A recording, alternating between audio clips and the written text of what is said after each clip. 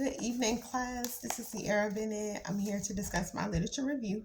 The topic that I selected was on the impact of work-life balance. I'm sorry, the impact of remote working on work-life balance.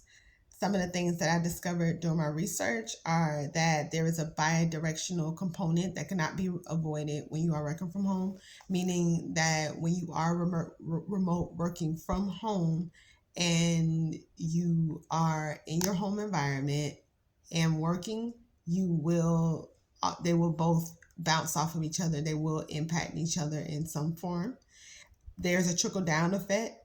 When you achieve positive outcomes at work, you will notice that you increase your positive outcomes in your home life. Your life quality is going to be increased when your balance is achieved, but you can actually hide the lack of balance by increasing your workload. And then your with the remote working, you will overstep boundaries between the two, your home and your work life. And some of the areas that people complained about were lack of leadership access, that they felt like they were forced to make a lot of decisions that their managers would otherwise have input in, and they were sometimes insecure about the decisions, so it possibly could affect the quality of the work that is completed, as well as ultimately the company's bottom line. And the lack of camaraderie is something that a lot of workers through interviews were not feeling, and it actually impacted their work-life balance. They felt like they did not have access to learn from their coworkers as they would in a normal work setting. So some of the gaps discovered during my research is that some of the things that I felt like could have been researched further is if we took further research into remote workers who choose not to work at home. We focus on the workers that work from home, but those that are outside of the home, what area of work-life balance what level of work-life balance do they achieve? And then also the gender role. While we did talk about women and versus men in achieving work-life balance, it was found that women were more likely to engage in a lot of the activities at home, as far as child rearing, as far as day-to-day chores. But I was interested in the socioeconomic status of the families that were researched to determine if they had access to childcare outside of home, and also if they were to research a single mother to see how her work-life balance would be achieved as a result of, does she have help? Does she have to actually care for the child when she is at home? So those are the items that I went over for my literature review.